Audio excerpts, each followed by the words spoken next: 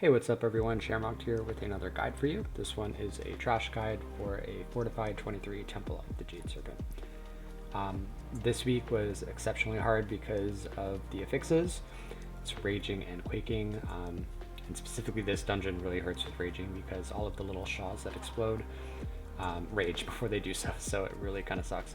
And unless you have an AoE soothe, which would be an evoker, you really have to sort of coordinate cooldowns for each of those. So let's jump right in.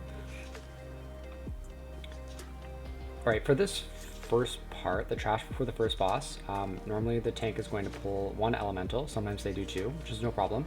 You just have to make sure that you are LOSing the tainted ripple that the elementals do. And hopefully at least some of your group is doing it as well. But if not, it's okay, just dispel whoever gets low and then heal everybody else. Going into this pull, I always drop a Spirit Link Totem, pretty much right when I lust. It helps the tank out, it helps everybody else out, especially with the droplets and the fact that they do a lot of damage when they rage this week. And then I always pop a Ancestral Guidance, and I use that with Stormkeeper when people start taking some AoE damage to keep everybody up. And that, you know, helps get some damage in while still healing everybody, and you're not wasting any more cooldowns than you need to. For this second part, I would say use either Healing Tide or Ascendance just to help yourself out. There's no reason not to. I would say pretty much cycle through all of your cooldowns for this first trash area because you don't need anything for the boss. And yeah, you'll see there I used Healing Tide. While you're LOSing, a good tip if you need to, like if you need to heal people who are not LOSing and they're around the corner and you can't get them because they're line of sighted because you are around the corner, you can use a chain heal on yourself, and that will probably like snake around the corner and hit everybody. Right, normally the tank will pull the next trash pack back over here as the elemental is dying. So just make sure you're still LOS in the ripples until the elemental dies, and then once it does, you can start helping damage here. And really with these little droplets that you splash, just keep a healing rain down for some passive healing on everybody. If you need to, pop Ascendance. This is a great spot for it, or Healing Tide if you haven't used it already. And you can also stun those droplets as well, and that will actually stop all the damage that they're doing for a second and give you a moment to top everybody up. So if you used AG on the first pull, like I did, you'll have it back up for this pull, as well as either Healing Tide or Ascendance. Anything you didn't use, you'll basically have here. However, if you have a good tank and they're tanking it in the correct spot, which is this spot here, it makes it a lot easier because it's very easy for the group to LOS all the ripples. Other than that, just make sure that you are helping out with interrupts when you can, using your Cap Totem to stun them to help with interrupts, as well as Thundershock, which is really nice because it knocks up both of the ads here. Another tip that I should have been doing more than I actually was is for the big blue circle on the ground that the elemental casts, it's like the something deluge, surging deluge or something like that. If you stand away from the group, it makes it easier because if he targets you, then you're the only one who has to move, just like that person there got targeted. Whereas if you're all stacked up and you get that, then everybody has to move and it makes it a little bit messier. So yeah. That was pretty easy. I would say I had a really good group this time in terms of them LOSing the ripples when they needed to and helping out with interrupts. That may not always be the case, but thankfully you have lots of cooldowns. So please, like I said, be liberal with them.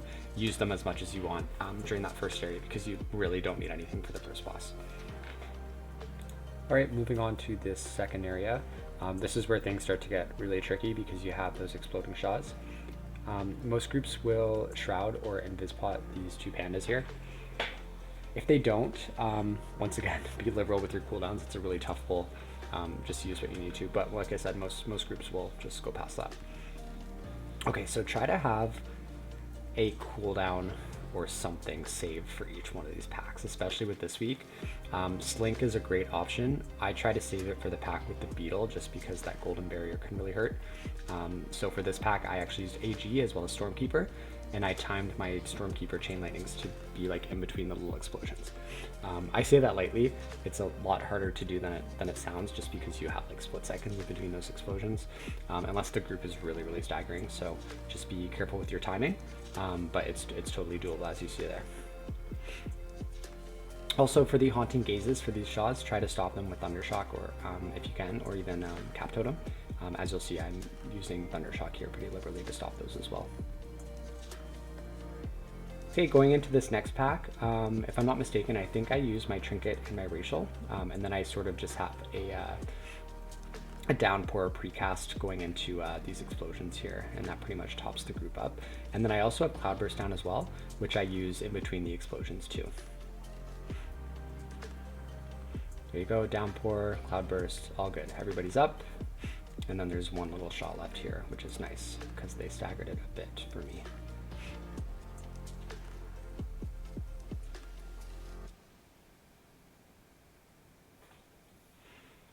All right, this bird can suck for the tank, especially on higher fortified keys, and this week with Raging if it doesn't get soothed right away.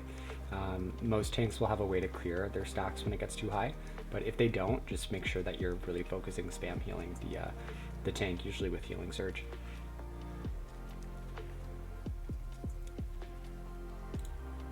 Okay, going into one of the tougher packs. This is the one with the Beetle. Really help your group stop as many of the Golden Barrier casts as you can. Ideally, you don't want any to get off, but usually one is healable. This week, as long as it doesn't happen while it's Raging, because it will do like 400k to the group. I always pop Spirit Walker's Grace on this pack right away, so that I can heal while I dodge those blue circles. And then as soon as I see a Golden Barrier about to get off, I pop Slink, like right there. Unfortunately, this time it wasn't even enough to save everybody. I think it actually did go off Raging, which kind of sucks. But it's okay, Slink at least kept most of the group alive, and then we were able to kind of mop up the rest. The Nodding Tiger is going to jump out and kind of scratch people and put a dot on them. It actually does a lot of damage, so make sure you are really focusing that person while still dodging the blue swirlies, and get any interrupts you can in as well. Also, that hunter died running back, I'm assuming to the pandas. Maybe he didn't invis or something, but thankfully he does make it back in time for the boss. This stair part can actually be really annoying. As you see there, people are getting hit by stuff and you can't really heal them because of the LOS, so just be careful here. Do what you can, make sure you're following the group so that you're not getting line of sighted from those stairs. All right, and assuming you don't have to stop and res somebody here, this is a great spot right after you kill this thing, the scroll, to take a drink before the boss. All right, I do suggest on Fortified now going into the area after the third boss, or sorry, after the second boss. Most groups will lust on the second boss. I feel like it's better to lust here, so if you can convince your group, have them lust here, you'll have less of those little shots to deal with from the Shambling Infestor, because you'll kill it faster. Alright, these little Shaws from the Shambling Infestor, usually I don't always use a cooldown for it. This time I did pop AG and then just, healed away. But if you time a chain heal or a downpour with some Cloudburst, you'll usually be fine. You don't need to waste anything big on these guys. That being said, if you're in like a pinch and things look really bad, don't be scared to pop a cooldown. Like Slink is perfect for it. Ascendance is also perfect because it's going to heal yourself, and that is going to splash on everybody else just with the initial heal. And of course, the Shambling Infestor always gets so many Shaws off. Sometimes it happens when it dies too, which is annoying, just in the sense that you have to spend mana and maybe a cooldown. But here I popped Spirit Walker's Grace to follow the group down here while I heal. Just to keep things nice and speedy. And we actually timed this key with only like 30 seconds left, so every second counts.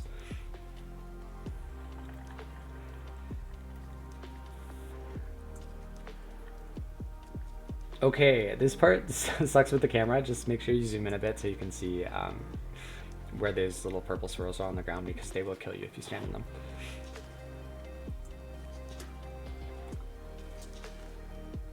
Alright, these packs are easy enough. Just make sure the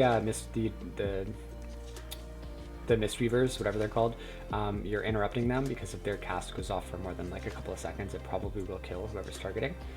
Unfortunately, Thundershock does not stop the Dark Claws from the Minions of Doubt. It only stops the Haunting Gaze from the other shot ad.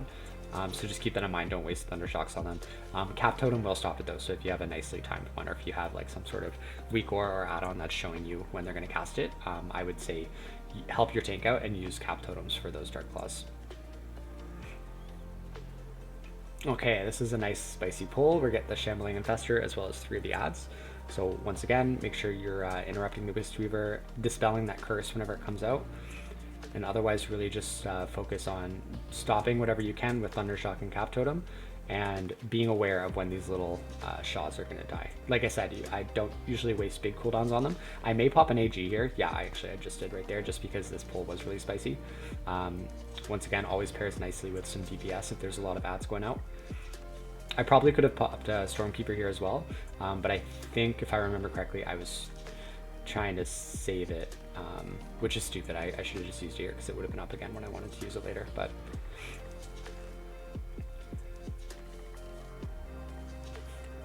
all right, make sure you're using Cloudburst very smartly with these packs. It's a great way to recover from the little Shaw explosions, as well as keeping healing rain down on the group. And once again, Downpour and Chain Heal are your best friends. Also use Nature Swiftness pretty liberally as well. So if you go back and sort of rewind and look at the left cast tracker, you'll see for most of the Shaw packs, when I have Nature Swiftness up, it's like such a perfect tool for topping people up in between the explosions with either high tide chain heals, downpours, even regular chain heal, and that's all while cloud burst is down. So it really is like the perfect combo. I actually think our kit is perfect for this dungeon in terms of all this burst healing. Okay, this one's gonna hurt, so I popped Astral Shift, got some chain heals in the chamber, and yeah, that's it. That's all you need.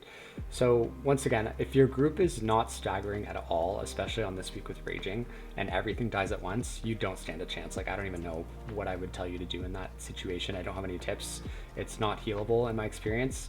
I've gone through so many groups this week before actually getting a full successful run where, you know, on one of these packs, the DPS just kind of forgets that they need to stagger and then everybody dies. So I don't really have any advice for that. My only advice would be at the beginning of the dungeon, make sure you say, like, to the group, like, just remind them that these need to be staggered.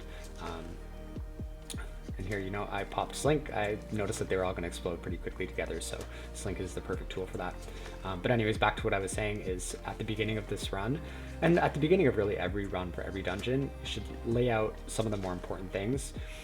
Even though it's a given, the DPS should already know this, especially this late in the week. For a week like this week with Raging, a verbal reminder always helps, and it will, even like I said, you may not be thinking about it, but psychology wise, like, they will maybe be thinking now in the back of their mind, like, for these pulls, like, oh shit, the healer said to stagger these, you know, maybe I'll try to do that. I can't guarantee it'll work. I'm sure, like, sometimes some DPS will kind of just ignore you, but when you're doing these higher keys, hopefully you're doing it with smarter people. So always helps to mention. Never stay quiet. If it fails, it fails. You'll never see these people again, so don't be embarrassed about trying to say, you know, what to do. Take a little bit of control. Okay, this one I did not play well at all, so I popped Astral Shift there at the end, but I actually got a little bit lucky that didn't kill people. I should have had a cooldown in the chamber. I probably should have used Ascendance or Healing Tide because I don't need either for the next boss. But like I said, thankfully we got lucky, so there's no harm there. But don't be like me. Use your cooldowns liberally. There's no reason to save them. And you'll notice that's kind of a theme with some of my other videos too. Like, I have this thing in my brain that's like, you know, save your cooldowns for emergencies, but really that is the emergency there. I should have used it. All right, going into the last area. So some tanks, if you're tight on time, will pull the this trash pack with the last boss as it's dying, which is totally fine. These packs can be a little bit tough. Just make sure you're interrupting as much as you can, stopping with Thundershock and Cap Totem, and decursing. As you'll see, I missed a decurse there. Thankfully the person didn't die, but yeah, and also get as much DPS in here as you can, because you will be tight on your timer, and the faster these things die, the less healing that you have to do. Okay, fair warning, our tank makes a little bit of a mistake here. I think the DPS sort of egged him on because they trapped one of the dudes here on these. So he does a double pull here. He pulls both of these packs and we wipe. Thankfully, we are doing pretty good on time, so we still time the key, but this is a no-no. Your tank should never, unless you're like really strapped on time and there's no other way you're going to time it, your tank should not be double pulling these. There's way too many interrupts to take care of, especially on a week like this week where it's Fortified and Raging. So you'll see we die pretty quick here, which is probably a good thing, because had we taken any longer, we may have not timed the key. So.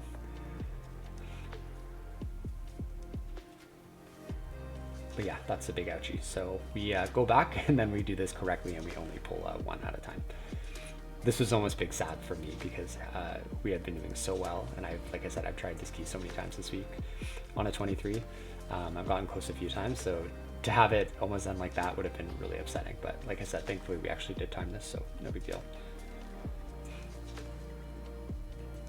Okay, this whole area, it's kind of tricky, because you don't want to use too much of your mana, because the chances of your tank letting you drink in between the last trash pack and the boss is pretty slim, just because, like I said, you probably will be tight on time, just because the timer for this dungeon is tight generally.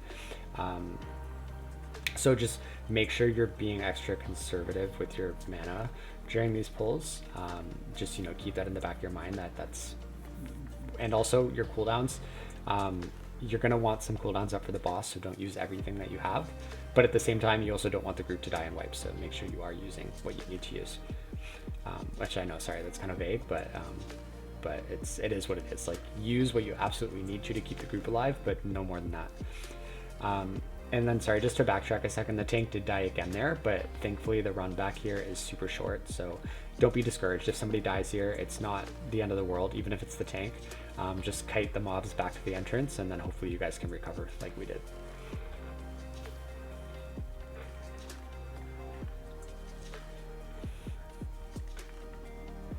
This pack, depending on how your tank positions it, you can LOS some of the casts if you want. You just kind of go around the corner. But otherwise, like I said, be liberal with Cap Totem and Thundershock, and do what you need to do to stop as much as you can, while DPSing as much as you can as well.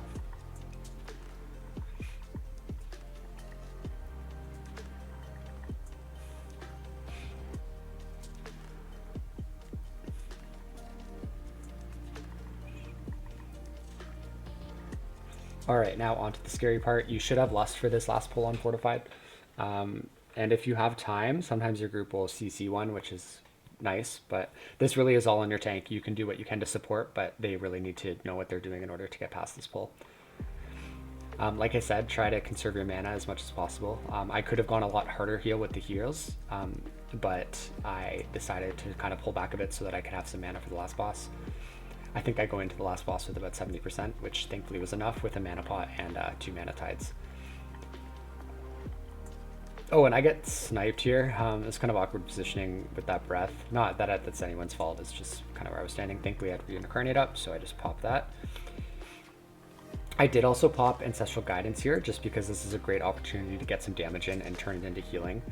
But other than that, I think I saved all of my cooldowns. I may use Slink, but I actually don't think I do. If you do, it's no problem. It will be up again for the boss towards the end. So like I said, do what you need to do to keep people alive here. Don't be too concerned about your cooldowns, but at the same time, save what you can. I would say high tide chain heals, downpours, and liberal use of cloudburst during these packs is probably the right way to go without using all of your cooldowns.